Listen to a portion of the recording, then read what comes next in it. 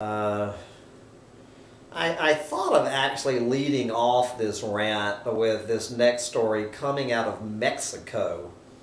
Mexico gas price hike spurs looting and blockades as unrest spreads.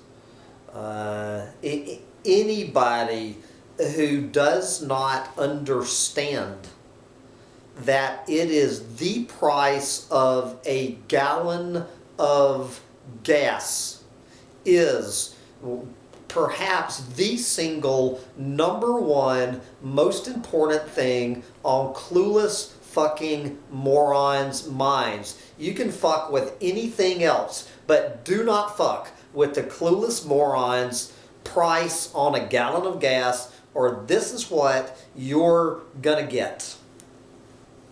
Mexicans angry over a hike in gasoline prices looted stores and blockaded roads on Wednesday, prompting over 250 arrests amid escalating unrest over the rising cost of living in Mexico. 23 stores were sacked, 27 blockades put up in Mexico City. Blah, blah, blah. Yes, I could do a full rant. How many rants have I had over the price of a gallon of gasoline, setting off full-scale riots for the clueless morons?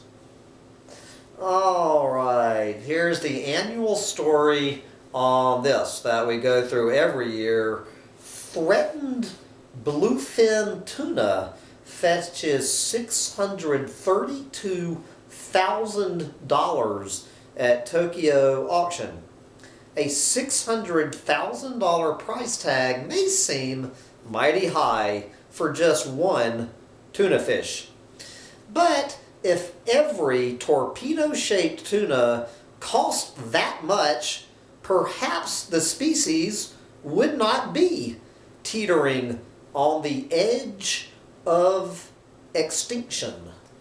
Yes, so for this critically endangered bluefin tuna, which is still, what are they saying, 97% collapse in its population, these clueless fucking morons paying $632,000 for one fish to feed these clueless goddamn morons over there in Japan as the bluefin tuna swims off into extinction. What is Janet Jackson up to this week? Janet Jackson gives birth to son at age 50. Pop superstar Janet Jackson gave birth to her first child at age 50 on Tuesday. Janet had a stress-free, healthy delivery and is resting comfortably.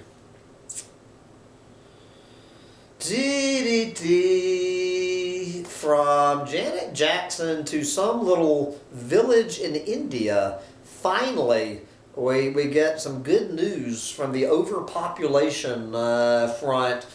Village intervenes after couple refuses to stop at 17 children.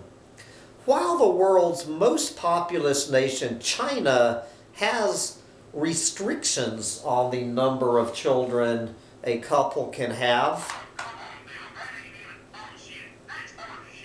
which India, which is fast catching up with China on the people count, soon to become the single most overpopulated country on planet Earth, does not impose any such laws on its citizens.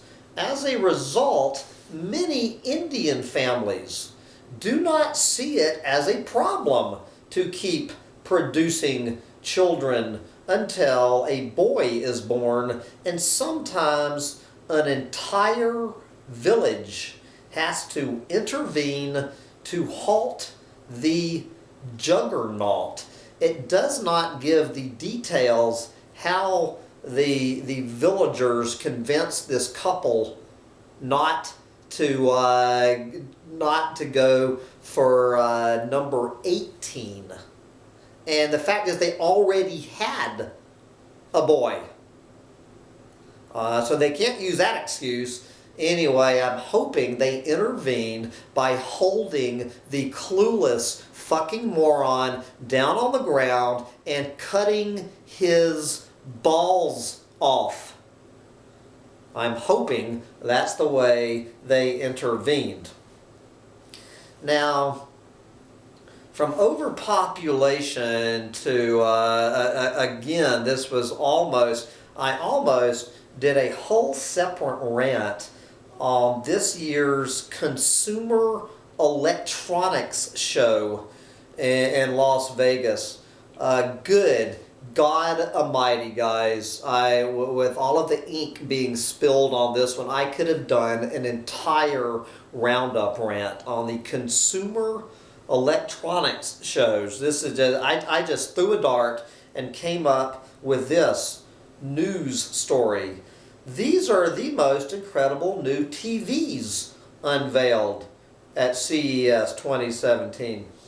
Trends come and go every year at the Consumer Electronics Show in Las Vegas. One year it's tablets, the next year it's wearables, then it's the Internet of Things, drones, and smart homes.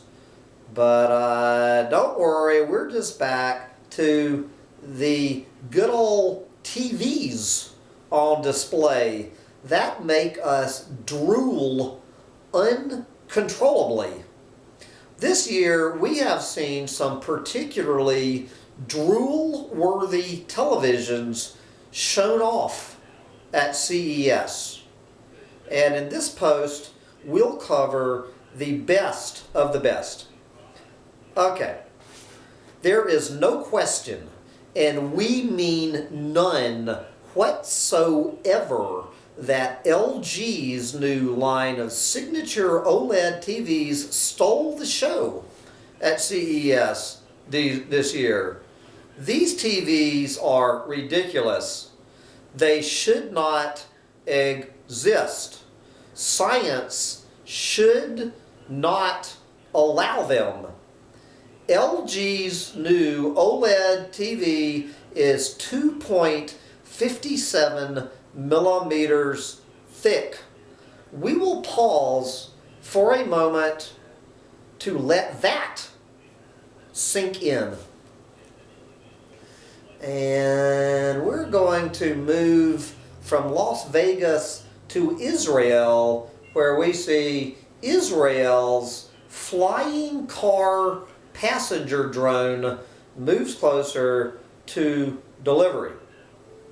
After 15 years of development, an Israeli high-tech firm is optimistic that it will finally get its 1.5-ton passenger carrying drone off the ground and into the market by 2020. This is the Cormorant. The Cormorant, priced at a cool $14 million. From Israel, I guess, to the Caribbean Sea, as we see Carnival Cruise Lines turning cruise ships into smart cities at sea. Yes, Carnival on Tuesday introduced an ocean medallion designed to tailor trips to individual passengers by learning their taste and onboard habits, and even keeping track of their roaming children.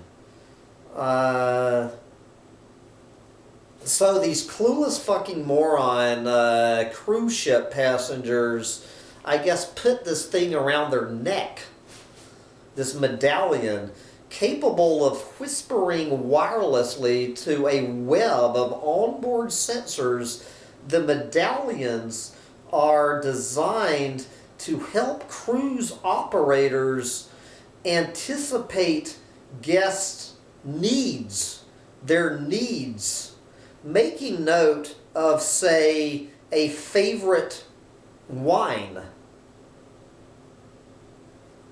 The medallions let the crew know where clueless morons are and where they might be heading, helping with tasks ranging from unlocking cabin doors for guests to anticipating which pools or restaurants might need backup staff.